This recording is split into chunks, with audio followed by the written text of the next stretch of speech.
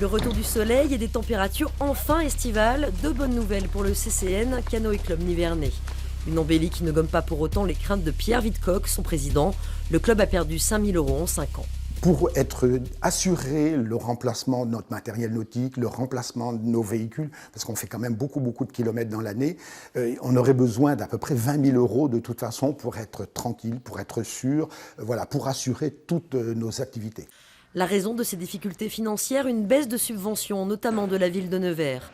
La municipalité explique qu'elle a perdu 1,6 million € de dotation de l'État, mais assure vouloir sauver le CCN. Nous essayons d'aider les clubs en les rendant autonomes par l'organisation d'événementiels, par l'organisation de plusieurs choses qui leur permettent de rentrer des fonds. Et là, on essaye de les suivre à 100% sur ces projets. La recherche de partenariats privés, elle va être d'autant plus facile si vous organisez des événements comme le Grand Prix de Nevers. Le Grand Prix de Nevers, le CCN a lancé il y a plus d'1 an. La seconde édition, au mois de mai, a vu aligner 105 bateaux avec des finales en nocturne.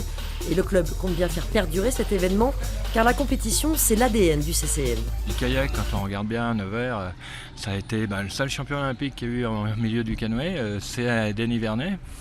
Ensuite, il y a eu régulièrement des athlètes sélectionnés aux Jeux Olympiques avec des médaillés. Donc comme quoi c'est un club qui a toujours été en avant-première dans le monde du canoë et du kayak. Actuellement, 30 compétiteurs s'entraînent, dont 15 assurés de participer au championnat de France. Et malgré les difficultés, le CCN, qui dénombre 130 licenciés, n'augmentera pas ses cotisations. Elles s'élèvent à maximum 130 € par an.